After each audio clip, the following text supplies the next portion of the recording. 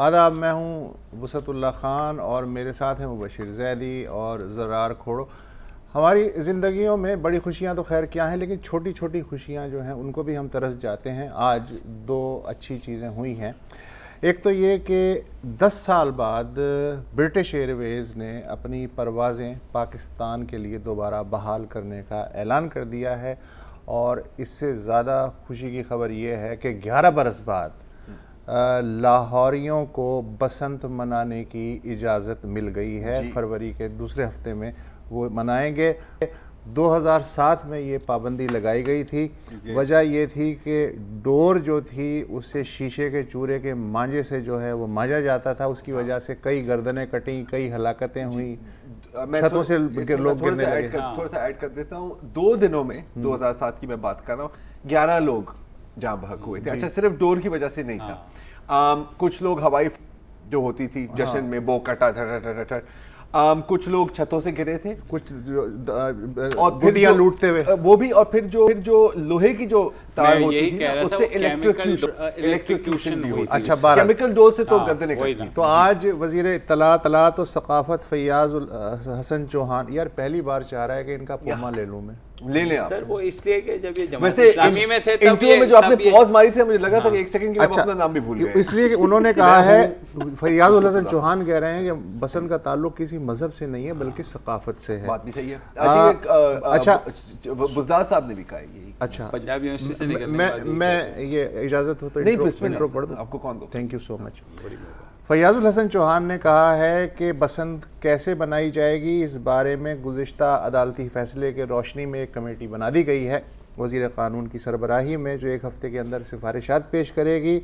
फैयाजुल हसन चौहान ने कहा कि अदालत उज़्मा ने बसंत के त्यौहार पर पाबंदी नहीं लगाई, बल्कि क़वायद व ज़वाबित के दायरे में रखते हुए मनाने की इजाज़त दी है। बकौल चौहान साहब, बसंत का ताल्लुक मैं वो पहले बता चुका हूँ, किसी मज़हब से नहीं, सकाफत से। अच्छा, इस वक्त हमें शदीद ज़रूरत है एक लाहौरी की जो हमें ये बता सके। कहाँ से मिलेगा लाहौरी हमें? आरिफ वक़ार साहब जो हैं, जो वॉइस ऑफ अमेरिका में रहे हैं, BBC में रहे हैं, NC में टीचर हैं, अदाकार हैं, सदाकार हैं, प्रोड्यूसर रहे हैं, PTV के ड्रामा राइटर हैं, टीचर हैं और पुराने लाहौरी हैं। आइए वो इस वक्त हैं हमारे साथ मौजूद। बसंत का पस मंज़र उनसे जानते हैं। और आरिफ साहब, ये भी बताइएगा कि आपकी अपनी यादें क्या हैं होश संभालने से अब तक बसंत के हवाले से। आपने इतनी खसूसियात मेरी शख्सियत की बयान कर दी, एक ये नहीं कहा कि पतंगबाज भी हैं। अच्छा, शुरू आपको यहाँ से करना चाहिए। आप सर गो अहेड जी।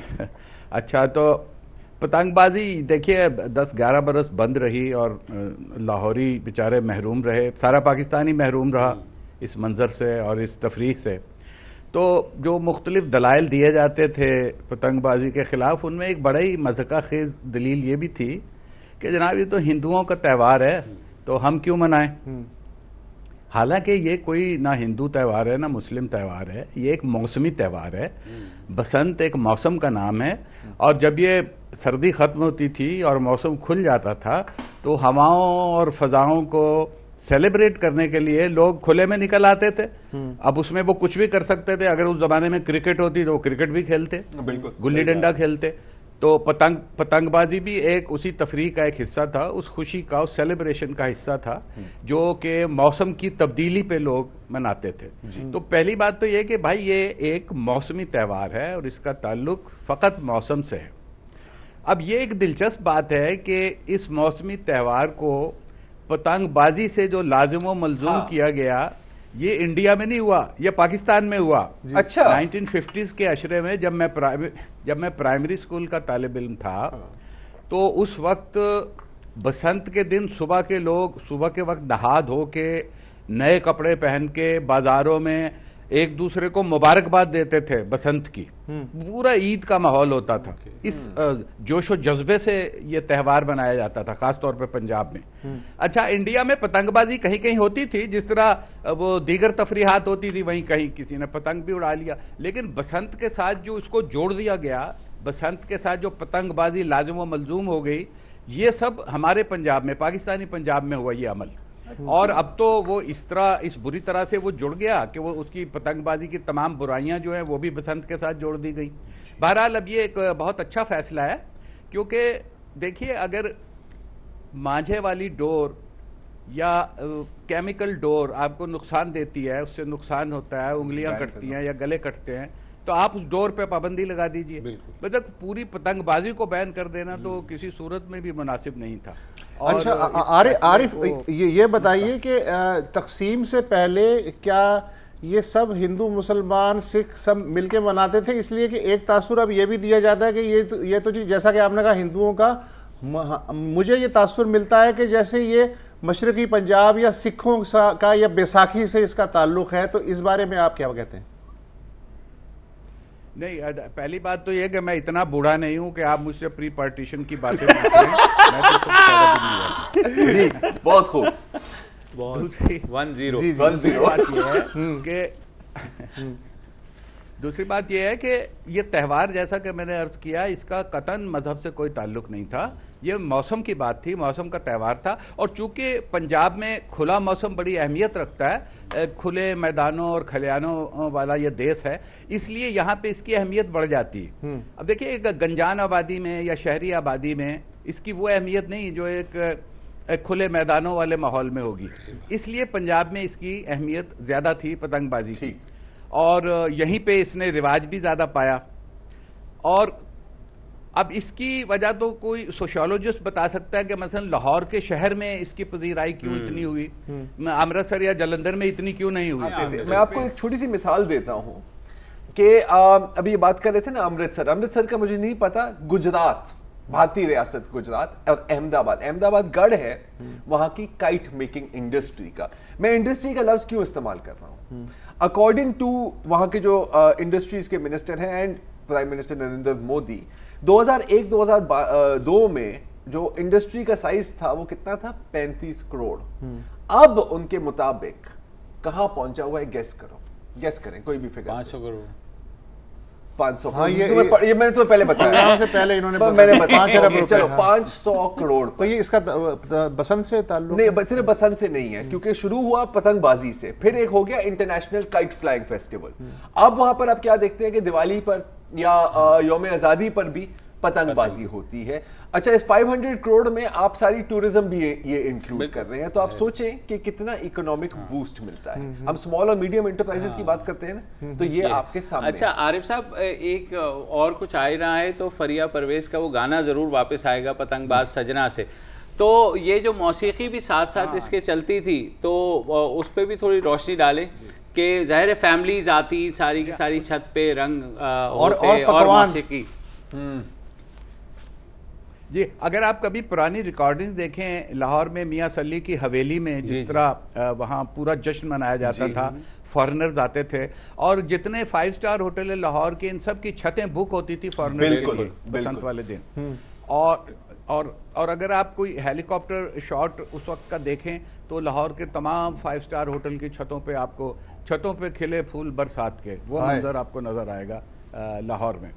अच्छा, ये जो इंडस्ट्री की बात हो रही थी ना, उसमें एक चीज जहन में रखिए कि ये सिर्फ पतंग की इंडस्ट्री नहीं थी, इसमें गुड्डी कागज था, इसमें बांसों की इंडस्ट्री साथ चल रही थी, इसमें लेवी की इंडस्ट्री साथ चल रही थी। यानी तमाम जो उसके इंग्रेडिएंट्स थे वो अलग अलग उनकी हैसियत थी, और उनमें लोग जुड़े हुए थे, हजारों लोग, मतलब लेवी बनाने वाले लोग ही जो थे, जिसे लई कहते हैं उर्दू में, वो भी सैकड़ों की तादाद में से सिर्फ लाहौर में। फिर ये जो बांस को काटते हैं, उसकी खपचियां बनाते हैं, ये एक अलग फन था। पतंग के लिए बांस को तराशना, उसकी इसके सिरे को कितना बारीक करना है, उसके सेंटर को कितना मोटा रखना है, ये भी बाकायदा एक स्किल था। और फिर गुड्डी कागज के किस साइज के आपको टुकड़े चाहिए और उस पे से कितनी पतंगे निकलेंगी। तो ये जिस तरह आप किताब छापते हैं तो उसमें ऑक्टेव साइज है, छोटा साइज है, बड़ा साइज है, और कागज़ का सही इस्तेमाल किया है कि जिसमें कम से कम कागज़ ज़ाया हो। तो पतंग बनाने में भी ये तमाम स्किल इस्तेमाल होते थे। सही बात। तो ये तमाम मतलब एक मुंसलिक फनून थे, एक दूसरे से जुड़े हुए, और इंडस्ट्रीज थी एक दूसरे से जुड़ी। इवन नहर पे पूरे का पूरा जो है, पूरे के पूरे वो डोरे जो हैं और उस पे मांझे लग रहे होते थे, सारा कुछ हुआ। एक छोटी सी ब्रेक लेनी है आरिफ साहब, हम बाद आपके पास वापस आते हैं।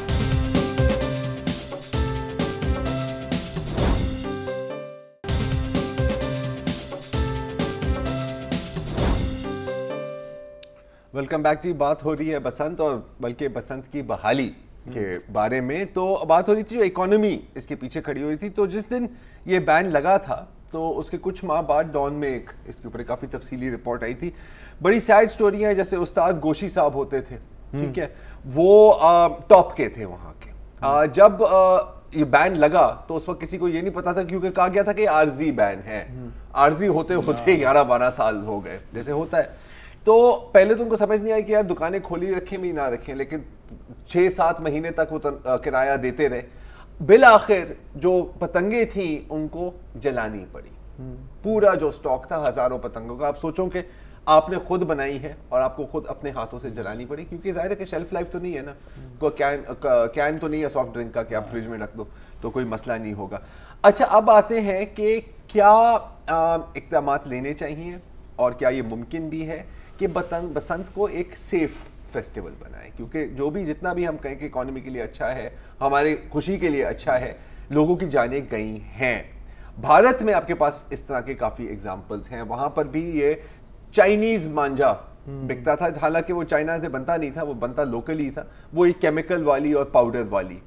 वहाँ पर पहले गुजरात में बैन लगा, फिर धीरे धीरे बाकी रियासतों में लगा। अभी भी कुछ लोग जख्मी होते हैं, लेकिन बाय एंड लार्ज लेजिस्लेशन हुई, रेगुलेशन हुई और फिर उसकी इम्प्लीमेंटेशन हुई। तो मैं आरिफ से ये पूछना चाहूँगा कि ये जब आप थे बजाते खुद शरीक होते थे 50-60s में, तब भी इतनी ही हलाकतें, इतने ही लोग जख्मी होते थे, या ये ट्रेंड जो है बाद में बढ़ा है?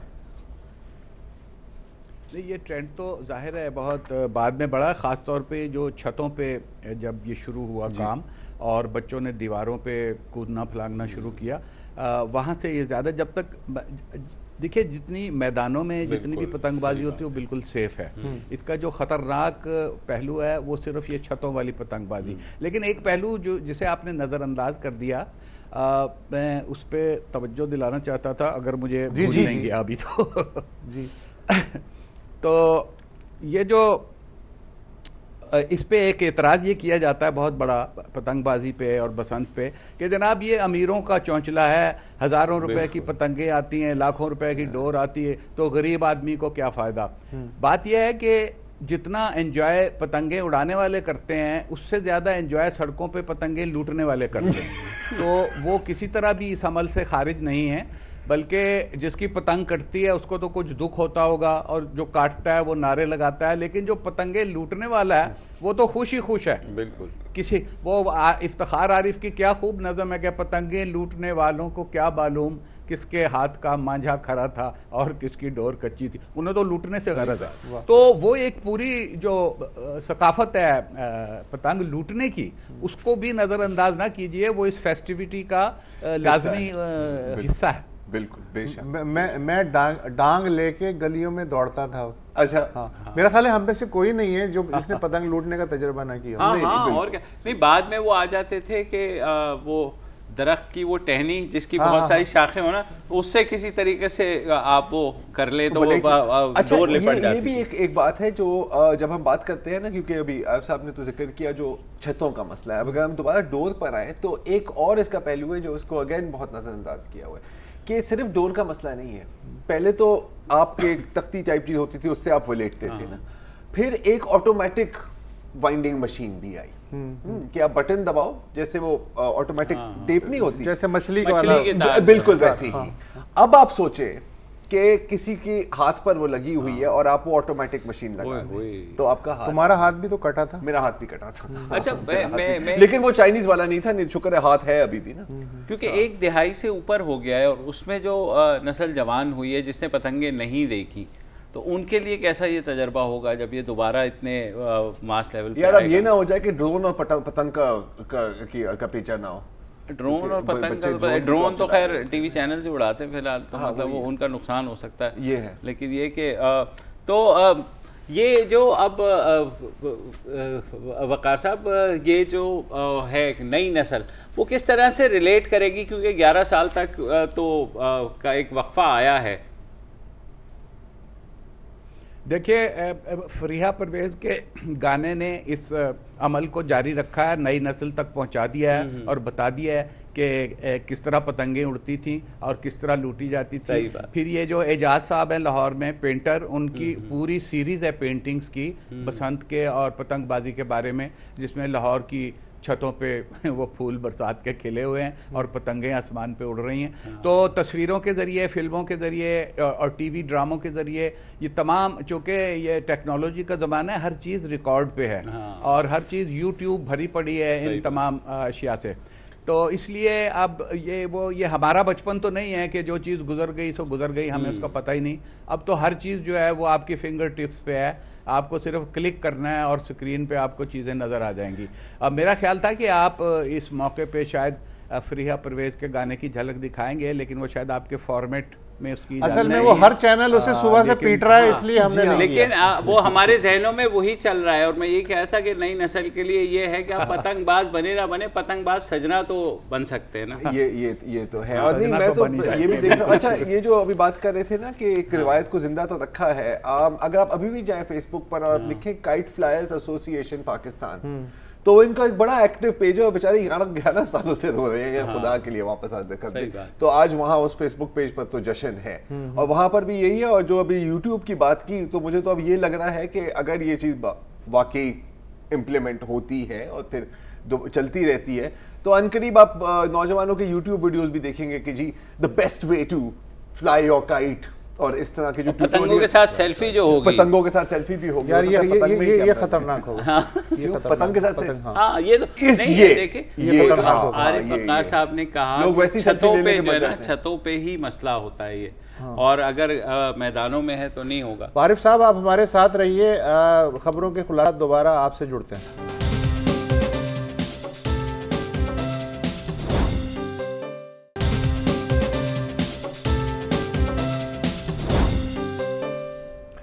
Welcome back. आपके इल्म में होगा कि आज स्टेज, टीवी और फिल्म के एक बड़े अदाकार, सरकर्दा नाम अली एजाज साहब 77 बरस की उम्र में लाहौर में इंतकाल कर गए।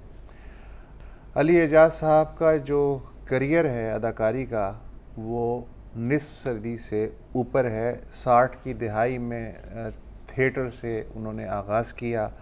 1964 में लाहौर से जब पाकिस्तान टेलीविज़न की नशरियात शुरू हुई, तो उस ज़माने में अतहर शाह खान जैदी का एक सिलसिलेवार खेल लाखों में 3 लाइव पेश होता था, रिकॉर्डिंग उसका कॉन्सेप्ट था नहीं, तो उसमें अली एजाज एक किरदार थे। लेकिन अली एजाज का नाम जो बच्चे बच्चे की ज़बान पे आया, वो सन 70 की दहाई में हमारे जो आरिफ अक्कार साहब इस वक्त जो हमारे साथ मौजूद हैं, इन्हीं का तहरीर करदा और इन्हीं का डायरेक्ट करदा खेल दुबई चलो जी, उससे जो है अली एजाज ने आम आदमी के लिए, उस ज़माने में हर आदमी आपको पता है दुबई जाना चाहता था, एक दौड़ लगी हुई थी। भुट्टो साहब ने पासपोर्ट जो है पहली बार आम आदमी के लिए आम कर दिया था, तो ये भी एक बड़ा ज़बरदस्त इनकलाब था। तो ये एक नहायत सीधा सादा किरदार जो दुबई में नौकरी के लिए जाना चाहता है। इससे पहले कि आरिफ से मैं कुछ इस बारे में पूछूं, मैं उसकी एक झलक आपको दिखाना चाह रहा हूं। जी दिखाइए ज़रा।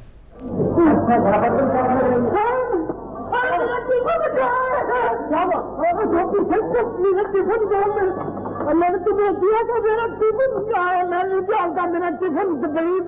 अबे छोटे इसका टिफिन, छोटे को क्या पूछता, मैंने तेरे बात नहीं किया।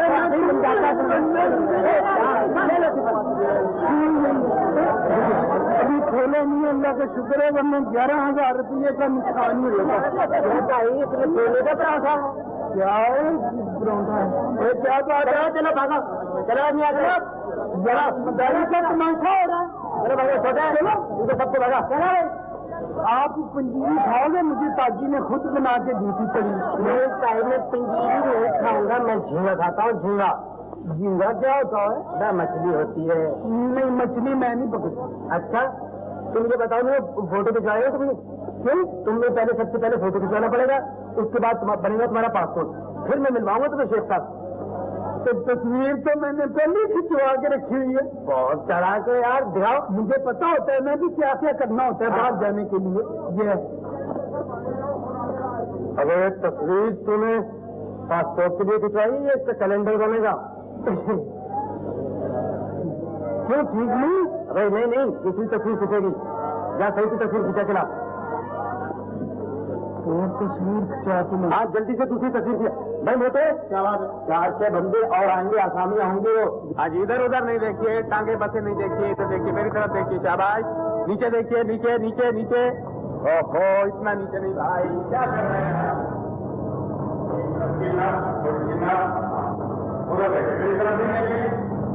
हाँ, अब बिल्कुल रेडी हो जाए आप। इतना टेंस नहीं हो। हाँ, अभी मैं रेडी बोलूंगा तो इधर देखें, इस शीशे में देखें। शाबाश, 3 बोलूंगा। रेडी, 1 2 3।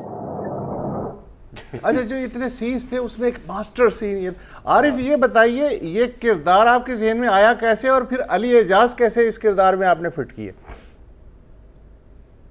हाँ, ये बताने से पहले मैं आपसे पूछता हूँ कि इसमें जो फोटोग्राफर था वो आपने देखा, वो नजर नहीं आया आपको? जी, उसकी सिर्फ आवाज सुनाई दी और वो आवाज मेरी थी। अच्छा, क्योंकि उस वक्त कोई एक्टर अवेलेबल नहीं था फौरी तौर पे, तो मुझे खुद आवाज लगानी पड़ी नीचे आके। एनीवे, तो आपका ये सवाल कि ये मुझे किस तरह इससे वास्ता पड़ा इस किरदार से। देखिए, किरदार तो लिखा हुआ था क्योंकि ये हमने आइडिया लिया था, एक सिलसिला चल रहा था, एक हकीकत एक अफसाना। ये डाकू ड्रामास थे जिसमें हम कोई ख़बर अखबार से लेके या कोई रिपोर्ट लेके तो उस पर मबनी प्ले होता था, उसके इर्द गिर्द घूमता था सारा प्ले। तो रियाज बटालवी की एक रिपोर्ट छपी थी इन एजेंटों के बारे में जो भोले भाले लोगों को फंसा के ले जाते हैं और फिर उनको लूट के छूट के छोड़ देते हैं वहाँ कहीं बनोड़े पे उतार के, और वो कहते हैं दुबई आ गया। तो इस रिपोर्ट को पढ़ने के बाद हमें ख्याल आया कि इसके इर्द गिर्द एक प्ले बुना जा सकता है। तो वहाँ से वो ताना बाना हमने बुनना शुरू कर दिया। अभी प्ले का खाका जब बन गया तो मैंने कास्टिंग जहन में करनी शुरू कर दी कि ये फलां किरदार कौन करेगा। तो 2 किरदारों की बड़ी मुश्किल थी, एक तो एजेंट जो मलक अनोखा ने इसमें किया बिलाखिर, और एक ये जो हीरो था। तो मैं आर्ट्स काउंसिल गया इस तरह अदाकारों से मिलने के लिए, तो मैंने देखा कि अभी सुबह का वक्त था और अभी लोग आने शुरू नहीं हुए। सुबह तो नहीं, दोपहर थी, तो वहाँ तो शाम को रौनक होती। तो मैंने देखा कि दोपहर के वक्त आर्ट्स काउंसिल के नलके पे एक आदमी अपना सर धो रहा बैठा हुआ, और मुझे बड़ा अजीब सा लगा। और उसने दूर से हाथ हिला के मुझे वेव भी किया जैसे मुझे जानता हो। खैर, करीब जाके मैंने देखा तो वो अली एजाज था और उसने सर मुंडाया हुआ था बिल्कुल। तो मैंने कहा, भाई तुम्हें क्या हुआ, सर मुंडाया, मैं तो तुम्हें पहचाना ही नहीं। कहने लगा, जी मेरे सर में सिकरी हो गई थी और इसका कोई इलाज नहीं हो रहा था, मैंने बड़े तेल मले, बड़े लोशन मले, आखिर मुझे हकीम साहब ने कहा कि पूरी टिंड करा दो और इसके ऊपर मेरा तेल मलो, फिर तुम्हारी सिकरी जाएगी। खैर, वो उसकी शक्ल ऐसी थी कि वो मेरे जो दुबई चलो का किरदार मेरे जहन में था, भोला भाला और थोड़ा बेवकूफ सा, वो एकदम उसमें फिट हो गया। मैंने कहा, यार तुम ना कल आ जाओ, टीवी आ जाओ, कल एक प्ले है। वो अगले दिन आ गया अली एजाज, उसने पढ़ा, बहुत खुश हुआ, कहने लगा, जी मैं तो पूरा दिल जान मार के इसको करूँगा, आप दे दें मुझे। और उसने वाकई जान लड़ा दी अपनी पूरी। कई चीज़ें मसलन हमारे पास वार्डरोब में नहीं थी, तो वो कोट घर से लेके आया था जामनी रंग का अपने लिए, और इसी तरह जूता भी खुद लेके आया था। तो काफ़ी उसने इसमें बढ़ चढ़ के हिस्सा लिया अपने किरदार को बनाने में। तो इसको जब वो आ गया एक दफ़ा स्क्रीन पे और उसका पहला शॉट ओके हो गया, उसके बाद वहीं से फिर तय हो गया कि ये किरदार क्या करेगा और किस तरह करेगा, और वो फिर उसने बहुत खूबी से माशाल्लाह। और ऐसा कल्ट बना के फिर 80 के अशरे में उस पर एक फिल्म बनी एग्जैक्टली दुबई चलो के नाम से। तो आप से इजाज़त दी उन्होंने?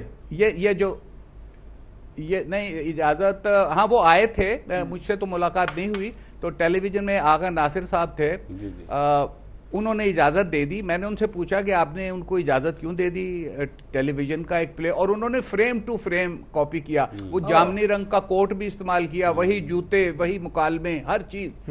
तो आगा साहब कहने लगे कि देखो, फिल्मी दुनिया की, फिल्मी सनत की हालत कुछ इतनी अच्छी नहीं है, तो अगर टेलीविजन के बहाने एक अच्छी फिल्म बन जाएगी तो क्या बुरी बात है, इनको बनाने दो, इनकी हौसला अफजाई करनी चाहिए। अच्छा, उन्होंने ये थीम, ये स्टोरी हम यही आना चाह रहे थे कि मुझे याद है इनकी जो फिल्में 80s के शुरू में रिलीज हुई नन्हे के साथ, वो इतनी हिट हुई और उस वक्त इतना बड़ा वॉइड था, क्योंकि 70s के अशरे तक फिर फिल्मी सनत आखिर में जब ज़ाउलक आए तो ज़ाहिर तबाही शुरू हो गई, और फिर ये एक ह्यूमरस किस्म की नन्हे के साथ इन्होंने 3-4 फिल्में ऊपर तले लेकर के आए और वो बहुत हिट भी हुई, उनका म्यूजिक भी बहुत आला था। तो बहुत कम ऐसे एक्टर्स होते हैं जो ट्रांजिशन कर पाते हैं। आपने नन्हे की बात की, मैं आपको एक सीन दिखाऊं? दिखाएं।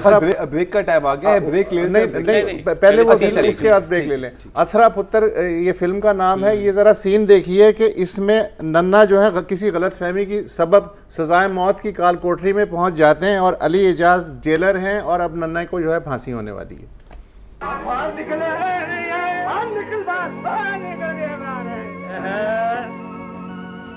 कैसा लग रहा है? जिवें बड़ी सुरमेंदानी हुंदी है। बहुत अच्छा लग रहा है। तो फिर मैनू फांसी ना दियो, और तेनू की दईए?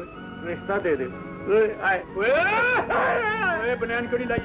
बनियान क्यों नहीं लाई? बनियान नहीं बनानी मैं ना साहब कुछ बता दो साहब, जे मैं बनियान ला दिया तो फिर मैं छड़ देगा? तेन छड़ देगा? किस हिसाब से छड़ देगा? ओए ओए ओए बुलडॉग जिड्डा मुंह है तेरा ते चिड़ी जिन्ना दिल है, करने कतल ते मारनी जंगरा। अरे बाबा तेरा भी बड़ा लिथी चूही वर्गा मुंह है, ऐसा कुछ दे लिया तू मैंने छड़ नहीं सकता। रब दा वास्ते कर दे, हुणे छड़ दे।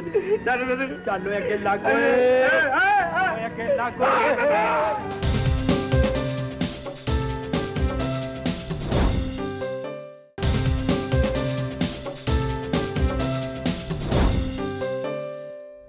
Welcome back.